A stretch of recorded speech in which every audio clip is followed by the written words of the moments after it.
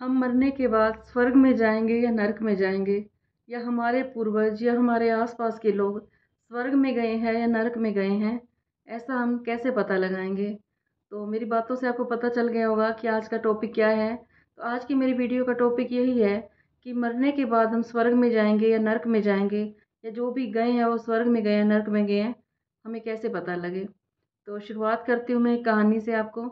कहते हैं कि एक बार एक साधु होता है, और साधु के पास एक नया व्यक्ति आता है और कहता है, मुझे अपने पास रख लो और मुझे ज्ञान दे दो। तो साधु उसको कहता है कि ठीक है, मैं तुम्हें ज़िंदगी का असली ज्ञान है तब दूंगा, पहले तुम 5 साल बाद सेवा करो लोगों की, इधर उधर जाओ और जाके देखो कि लोग स्वर्ग में जाते हैं नरक में जाते हैं मरने के बाद। तो वो जाता है, बहुत घूमता फिरता है वो, और वो आके कहता है कि मुझे सारा ज्ञान हो गया है।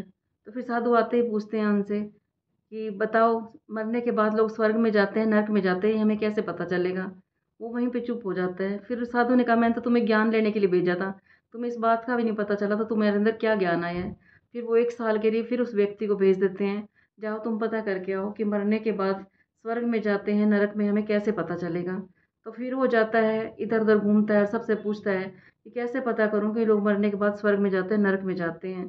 तो जाता है वो, क्या करता है कि शमशान होती है, उसके पास एक घर बना होता है और वहाँ पे एक माँ बेटी रहती हैं, और जो उसकी माँ होती है वो वैश्या होती है। शमशान के पास उसका घर होता है, तो वहाँ से एक अर्थी जा रही होती है। तो व्यक्ति वहीं पे बैठा बैठा देखता रहता है उसको, वहाँ पे रोज खाना मांगने के लिए जाता है।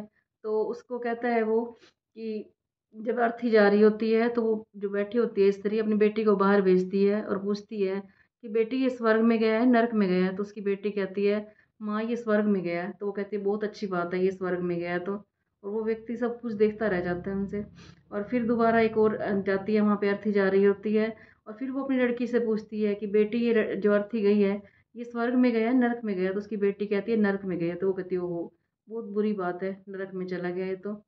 फिर वो व्यक्ति से रहा नहीं गया, वो उसके पास जाता है। वो कहता है, मैंने इतना ज्ञान लिया, मुझे तो आज तक पता ही नहीं चला कि स्वर्ग में कौन गया और नरक में कौन गया, इनको कैसे पता चल गया। तो वो उस स्त्री के पास जाता है और उससे पूछता है कि आपको कैसे पता चला कि ये व्यक्ति स्वर्ग में गया है, आपने पहले के लिए कहा था वो स्वर्ग में गया है, और दूसरे के लिए बोला आपने नरक में गया है। तो वो स्त्री कहती है कि मुझे नहीं पता, मैं तो अपनी बेटी से पूछती हूँ, उसको पता चल जाता है। कहती है, मैं तो बाहर ही नहीं निकलती, मेरी बेटी को सारा पता होता है। तो उसकी बेटी से पूछता है जाके, कहता है, बेटी मुझे बताओ कि तुम्हें कैसे पता चला कि ये स्वर्ग में गया है नरक में गया है।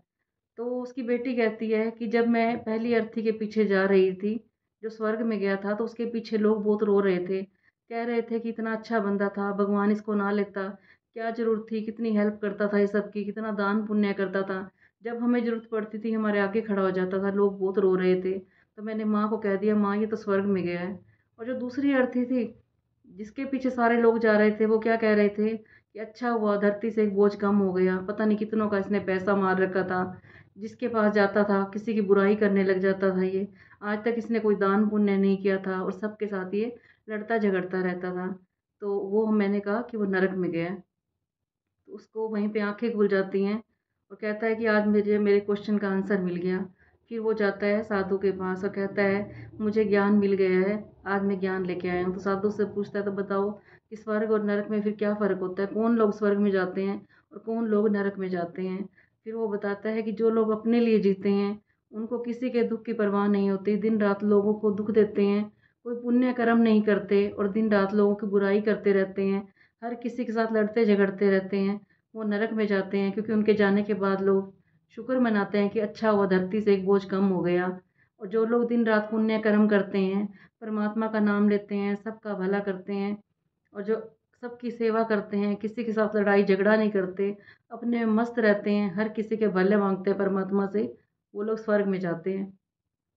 साधु उसकी बात सुन के बहुत खुश हो जाता है, कहता है, ठीक है, आज के बाद तुम मेरे साथ रहोगे और तुम मेरे शिष्य बन के रहोगे। तो आज की कहानी का जो सार था मैंने आपको बताया ही था कि हम ऐसे काम करें कि हमें, कहते हैं कि ऊपर के स्वर्ग को किसने देखा, धरती पे ही सब कुछ है। अगर हम यहाँ पे सबके साथ अच्छे से रखते हैं, किसी को दुख नहीं देते, अच्छे पुण्य कर्म करते हैं, तो धरती पे ही स्वर्ग है। अगर हम सबका बुरा करते हैं, दिन रात सबके बारे में परमात्मा को कहते हैं, इसको ये हो जाए, उसको वो हो जाए, अपने पड़ोसी को परेशान करते हैं, अपने रिश्तेदारों को परेशान करते हैं, हर किसी को परेशानी का कारण बनते हैं, तो फिर नरक जाने में हमें देर नहीं लगेगी। फिर हम यहाँ भी नरक में हैं और वहाँ पे भी नरक में हैं। और आपने देखा होगा कि नरक में जब युधिष्ठिर जी गए थे, उनको 1 मिनट उन्होंने झूठ बोला था। और एक ये कारण भी होता है, जो लोग झूठ बोलते हैं, बात बात पे झूठ बोलते हैं, कहते हैं झूठ चालाकी ऐसी चीज़ है कि इंसान एक दिन खुद ही इसके अंदर फंस जाता है। क्योंकि जो झूठा इंसान होता है उसे दिन रात डर लगा रहता है कि मेरा झूठ कहीं पकड़ा ना जाए। और जो सच्चा होगा, कई बार क्या होता है कि बंदा झूठ बोल देता है और अगली बार वो भूल जाता है कि मैंने क्या जवाब दिया था। तो सोचो, उसको याद करना पड़ेगा, और जो बात है ही सच्ची तो उसको याद करने की ज़रूरत नहीं पड़ेगी। तो कहते हैं कि सच बोलोगे, कहते हैं जहाँ सच्चाई वहीं पे खुदाई, जहाँ सच्चाई वहीं पे परमात्मा है। तो हमेशा सच का ही साथ देना चाहिए हमें। तो जितना हो सके सच का साथ दो, झूठ का साथ ना दो, और हमेशा परमात्मा के आगे सच्चे बन के रहो, क्योंकि वहाँ जाना है तो एक एक पल का हिसाब होगा। और मैं आपको युधिष्ठिर की बात बता रही थी। युधिष्ठिर ने एक झूठ बोला था कि अश्वत्थामा मारा गया, और अश्वत्थामा था हाथी का नाम। अश्वत्थामा तो जिंदा था और उसकी सजा उसको मिली थी, जो उसने एक झूठ बोला था कि उसे 5 मिनट के लिए नरक में जाना पड़ेगा। और जैसे ही वो नरक में गया, उनको देखते ही वहां पे नरक में जितनी आत्माएं थी, सब ने कहा था, हे युधिष्ठिर तुम यहाँ से ना जाओ, तुम्हें देखते ही हमें अंदर से ठंडक की फील हो रही है, शीतलता प्रदान हो रही है। जैसे हमारी ज़िंदगी में कोई साधु संत आते हैं तो हमें ये लगता है ना कि आपको मिलके हमें बड़ी शांति की फीलिंग आ रही है, बहुत अच्छा फील हो रहा है। तो ऐसे ही अच्छे लोगों की ज़िंदगी में जब हम आते हैं, वाइब्रेशन देते हैं, तो ऐसे ही होता है।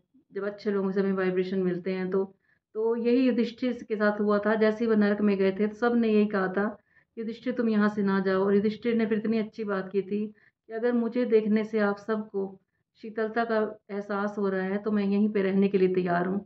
देखो, अच्छे लोग तो ये होते हैं कि दूसरों की खातिर वो नरक में भी रहने को तैयार हो गए। लेकिन आज के टाइम में क्या होता है, लोग अपने मतलब के लिए कुछ भी कर सकते हैं, लेकिन फिर भी लोग बाज नहीं आते। लोग अच्छी बातें भी सुनते हैं तो वहीं की वहीं झाड़ देते हैं। एक कान से सुन, वो क्या कहते हैं कि भगवान ने हमें 2 कान किस लिए दिए हैं, एक कान से सुनने के लिए और दूसरे से निकालने के लिए। लेकिन ये 2 कान परमात्मा ने दिए थे कि जब तुम्हें कोई कोई अच्छी बात बताता है, या कोई तुम्हें अपने घर की बात बताता है, दिल की बात बताता है, तो इसे अपने अंदर ही रखो। और कोई जो वैर विरोध होता है, छल कपट चुगली होती है, वो तुम एक कान से सुनो और दूसरे कान से निकाल दो। लेकिन होता उल्टा है, लोग जो वैर विरोध वाली बातें हैं उनको अपने अंदर रख लेते हैं और उसे दबाए रखते हैं और फिर एकदम उसका बदला लेते हैं। तो आज का मेरा टॉपिक आपको पता चल ही गया होगा। तो जितना हो सके हमें सच का साथ देना चाहिए। तो कल फिर मैं आऊँगी आपके पास एक और वीडियो लेके। बताना आपको मेरी वीडियो कैसी लग रही है, और अच्छी लग रही हो तो इसे लाइक कर देना, कमेंट कर देना और मेरे चैनल को सब्सक्राइब भी कर देना।